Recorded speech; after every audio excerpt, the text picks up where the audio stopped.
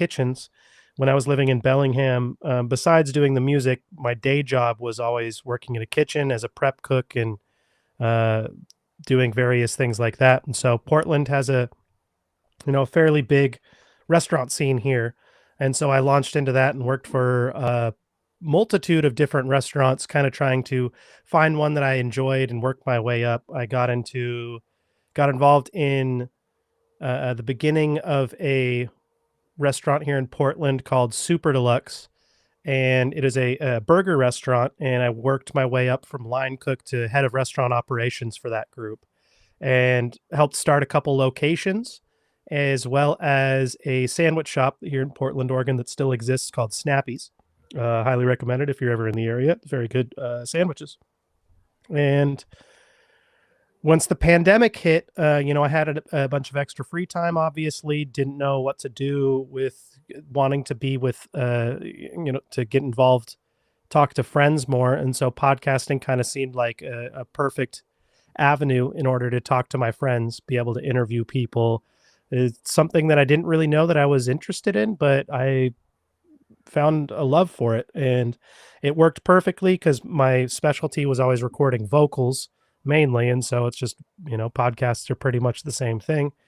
And yeah, so I've worked for a couple different podcasts. I have my own called the Nostalgia Pit, where we look at things through pop culture, the subconscious, music, movies, etc., kind of with a psychological lens. I studied psychology in school, and I've worked for a couple other podcasts.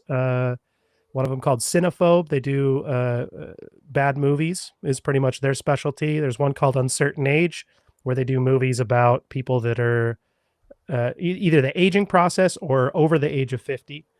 And the first podcast I ever did was my partner, Selena Flores. She helped write a book called It Did Happen Here that was about some political strifings that happened in the Portland, Oregon scene in the late 90s. Essentially, a foreign exchange student was murdered, and for the anniversary of that, they wrote a book about the whole story and how people in the community came together to push out racism and some of that stuff. So that's how I started with my engineering side of the podcast, and I've just been slowly, sharpening my tools and getting better at this, and highly enjoy it. So, yeah. Mr. Colin Casserd, thank you so much for sharing your knowledge and wisdom to the world. What's the number one mistake new podcasters make when launching their show? Number one mistake, I think that a lot of people overestimate or underestimate, depending on how you look at it, the needs of the podcast. I think my biggest mistake, I think, first off, and something I'm still working on, is the marketing side of things. Because I just wanted to launch the podcast. Like I said, I love to interview my friends, talk to people. And so I was wrapped up in just making the episode. But there's so many other aspects to the podcast, as any small business owner is familiar with.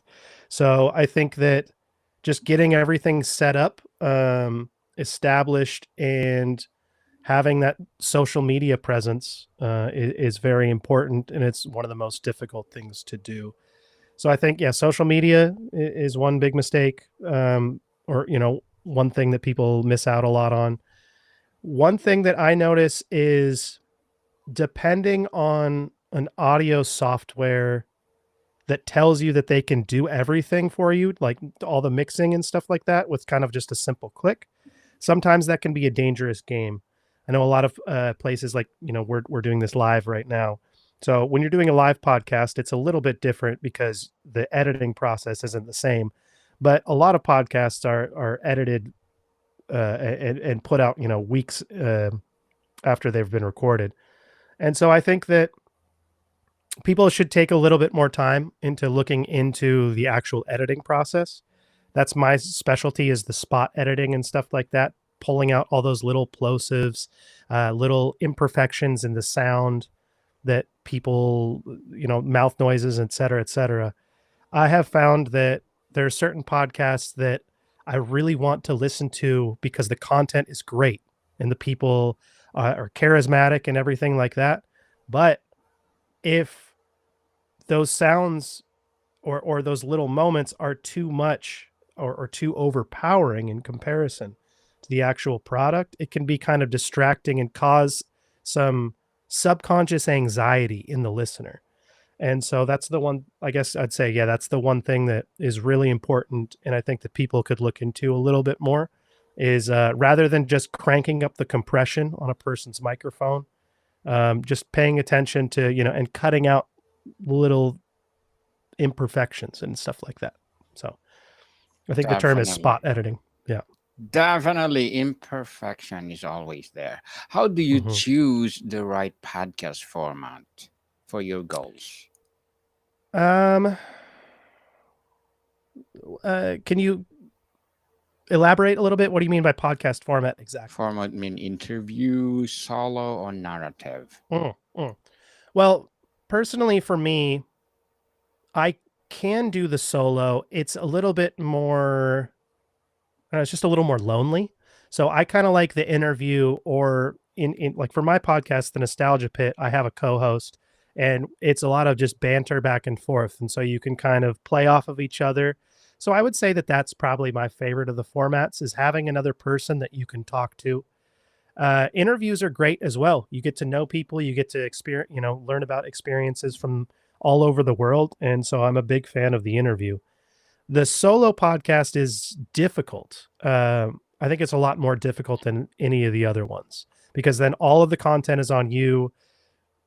I don't know. I could get into my own head, if I'm just by Mm-hmm. myself. So that's why I Yes. definitely enjoy bouncing off of another person. So I say having two people that can, you can have that you have a good chemistry with, I think is good. Mr. Colin, what bare bones equipment do you recommend for beginners on a budget? Well, headphones number one. There's a lot of people that so a lot more people than I would have thought don't have headphones, and so when you're interviewing them, they have their computer mic, and I mean the microphone is also important, but the headphones are almost more important. You can still use your computer mic, or even the mic that comes on your headphones a lot of these days, because a lot of those are actually getting to the point where they're not the greatest broadcast quality microphones like you and I have, but they're also acceptable. So I think headphones is a number one. Typically, I like to have like just a something small that's not overpowering or not a studio headphone, but I also have my studio headphones here. So I have both.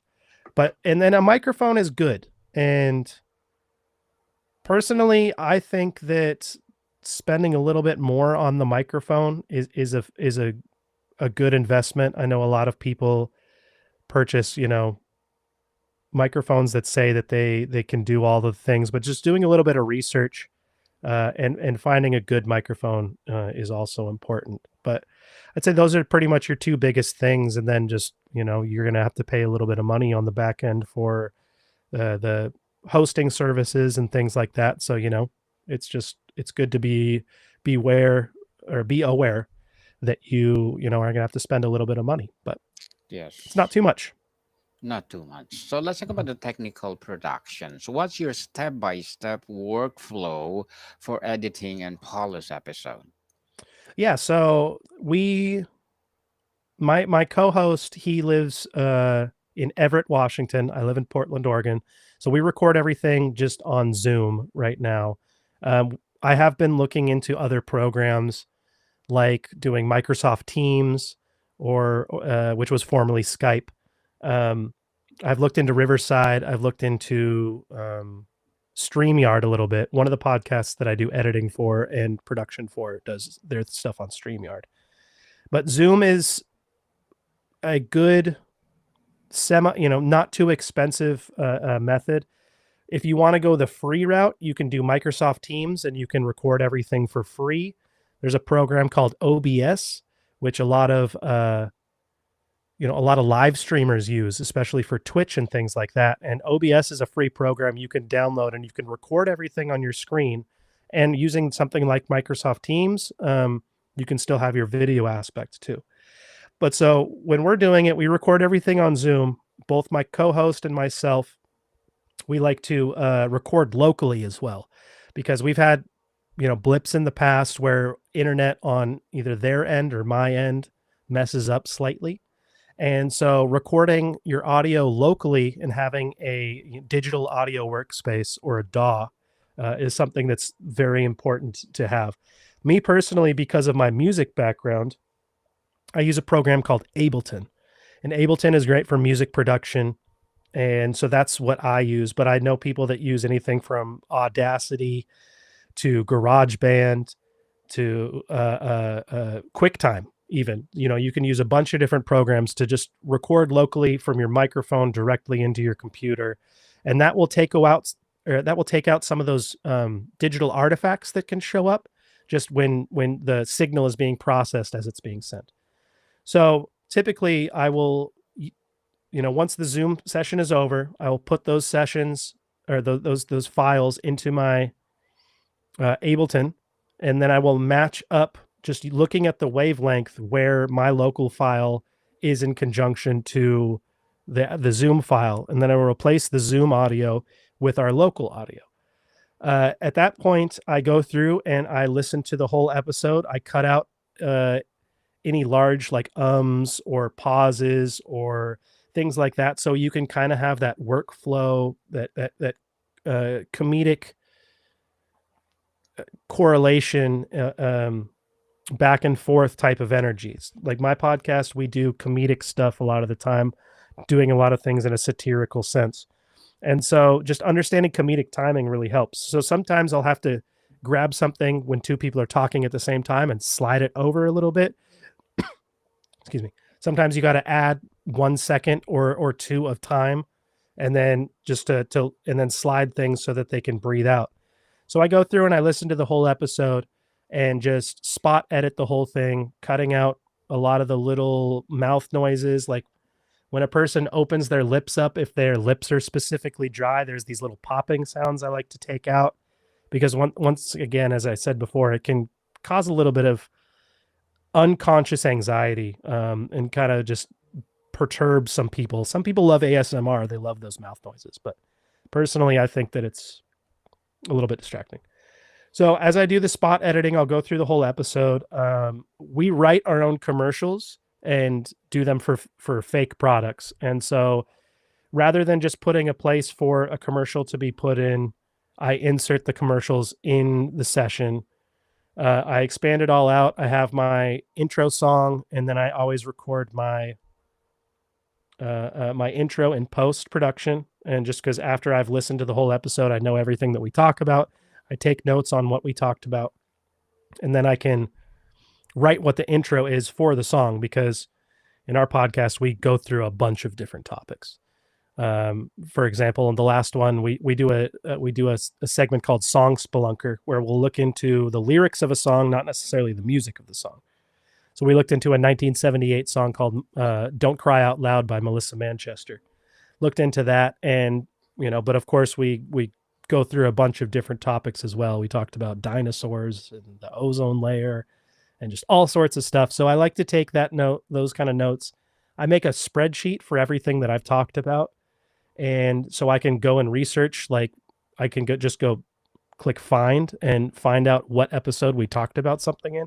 And that's pretty helpful, especially once you get up to a point where you've created a lot of episodes, because there will be a point that you have, you're starting to talk about the same things or forgetting that. So, but after I've edited my episode and did my outro song, my intro, recorded that and everything, I will export those files and then put them into another session where I have my mastering chain put together, which is just a bunch of different compressors. There's a lot of noise cancellation for the background of someone's noise or someone's room.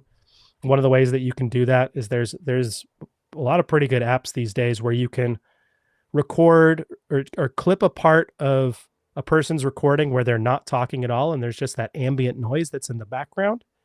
And then you can put that into a program analyze what those frequencies are, cut those frequencies out so a lot of that room noise kind of dissipates and it sounds like they're more in a professional studio. So those kind of things help out quite a bit. And then exporting the master files in MP3s. I do a Patreon version, which is 30 minutes of extra content, as well as a Spotify version. And yeah, so it's a decently, I'd say all in all, post recording, I am probably working on it for, I'd say 4 to 6 hours of editing, and then the mastering and processing is probably another 2 hours. So I'd say I probably put in 8 hours of post production for every episode. But that's just something that I like to make sure that it sounds good. And I've worked on many other podcasts for other people that are doing a lot less in the post production world. And I understand that I have a very technical background. And so a lot of this is not unfamiliar to me. And so it was just an easy thing to just launch into. Meticulously production, Mr. Colin, and very well said. Beautifully articulated. So, as an audio engineer with over 15 years recording music and over 5 years producing podcasts, what are your short-term and long-term goals? Well, my short-term goals are kind of my short-term goals are, I guess, just to get better, just to take on more jobs for people. Right now I'm doing freelance engineering, working for a couple other podcasts as well as doing my own. And my long-term goal would probably be to do this professionally. It's something that I really enjoy. I enjoy, especially if the podcast is something that you enjoy listening to, if the hosts have comedic timing, if they have good chemistry, if it's subject matter that you enjoy listening to, it's, almost not even work. It's kind of something that's fun. So as opposed to working in kitchens, I mean, I love to cook, don't get me wrong, but when you're working in a kitchen, it's difficult to want to cook all day and then come home and cook and make good food. So I've fallen into the trap where in working in kitchens and working long days, I come home and I do not want to cook at all. Eat a bowl of cereal or something, some frozen meal or something like that. So my health seems to be quite a bit better when I am doing a job that isn't cooking. Unless, of course, every now and then you work for a restaurant that makes good food and you can bring home food. But so my long-term goal is to, do audio engineering professionally and have it be a full-time job. So good luck to your goals, thank you. Mr. Colin, and looking forward for more success. And what Thank would you. be your piece of advice for those people out there who want to be a podcast host as well as an audio engineer? My piece of advice would be to stick to it, right? You're going to start out and it's going to be very fun at the beginning. And then there will be a moment where you'll be like, well, what the heck am I doing? This is getting a lot more difficult, a lot more tiresome. It's taking a lot more energy than maybe I invested. So I would say that just sticking to it, being able to follow up on your path. I mean, I don't think that I really dialed in my routine until I had done over 50 episodes. Now we're close to 140, I think, like that, of my personal podcast. And then I've done a bunch of other ones for other people. But just sticking to it and allowing yourself the ability to fail. I think that a lot of people, especially nowadays, they have a problem of perfectionism.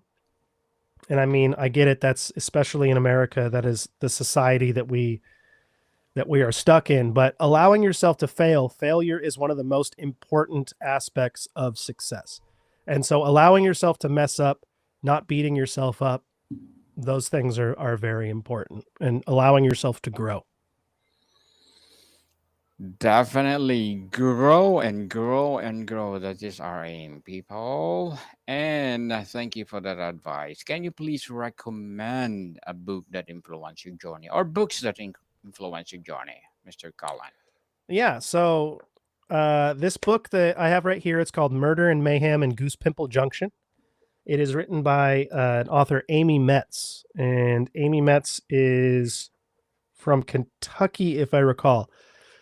So this book has a very personal meaning to me. I was recommended it by my aunt before she passed away, but she informed me that there was a traumatic life event that had happened in my family history that no one had ever told me about. And so I think I was in my early 20s at the point when she talked to me about it.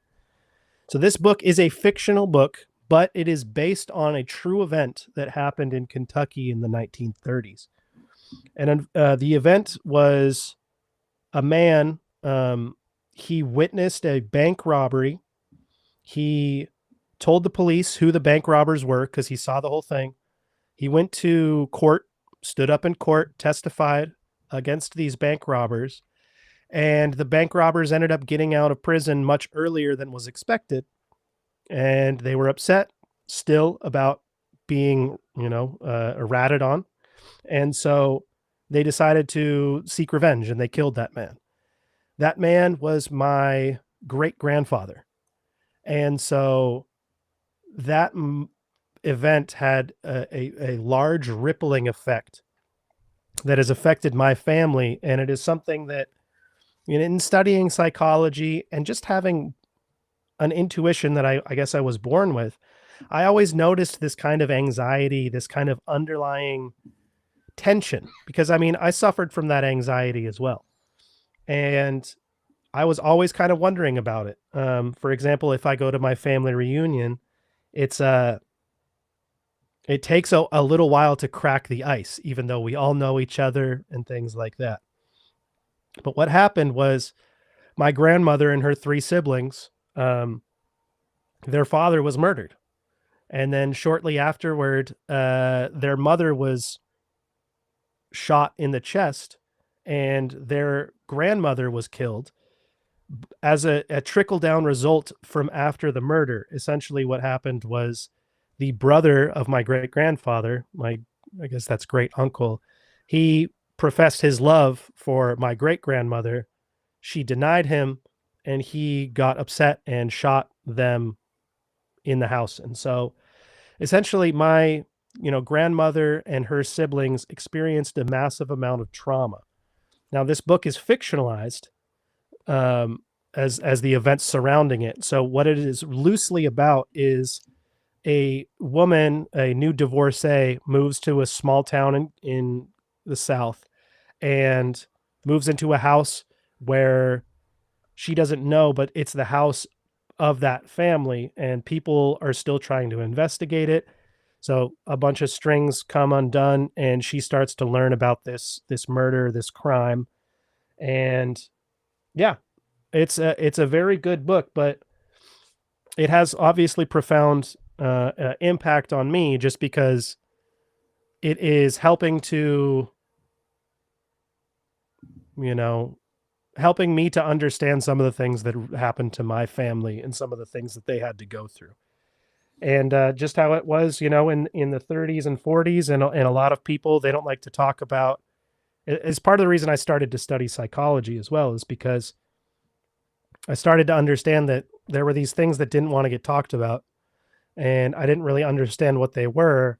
But now that I understand defense mechanisms and coping mechanisms based off of psychology, like sublimation, which is where you take the stressors of your life and you turn it into what society deems as healthy actions, compartmentalization, denial, just a lot of these type of things.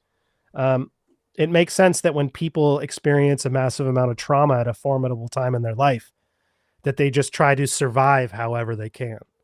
And then they pass down those survival mechanisms and those survival techniques to their family. And while they might have helped them survive, they might have helped them survive, it doesn't necessarily serve the later generations. But all the family can do is pass down what they know, and the solutions and tactics that helped them to get to where they were and to be successful. So I'd say, it's a good book.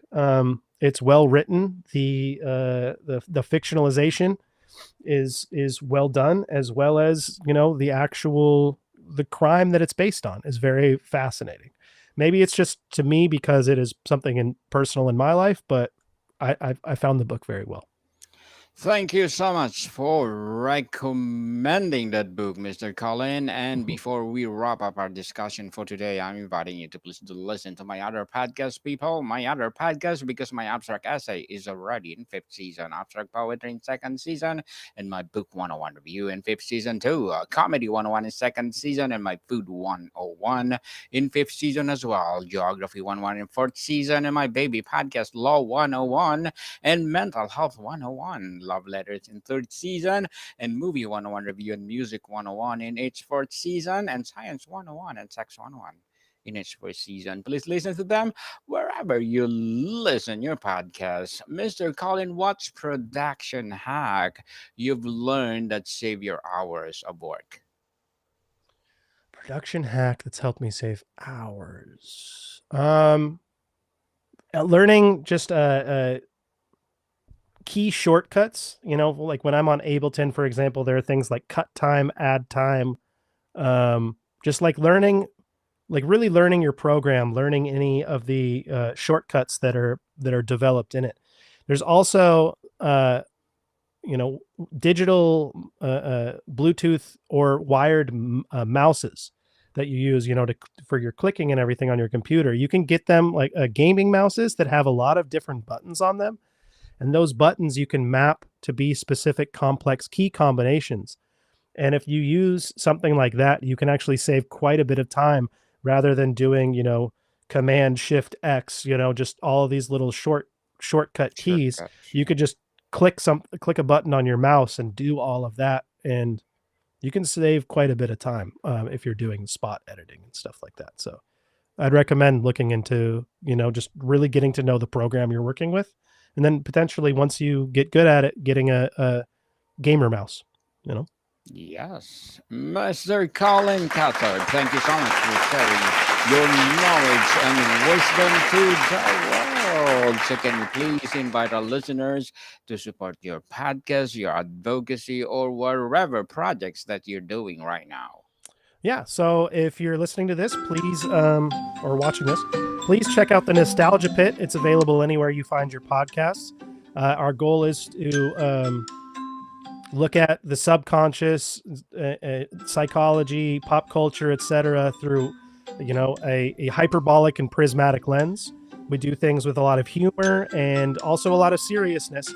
But me and my co-host Rob Snow, we have great chemistry. I think that we're doing a really good thing. And so if you are a 90s, 80s, 70s baby perhaps, and you have pining for nostalgia, Yes. or also modern pop culture, you can check that out. We also have a Patreon if you want to go support us. We do extended episodes there.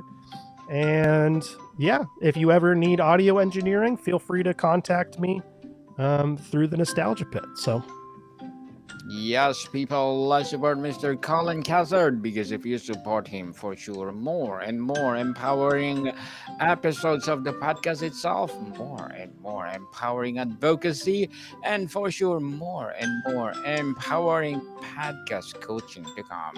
So, Mr. Colin, thank you so much for your time. I appreciate it. Thank you for having me on. It was great. More to come, people. See you soon.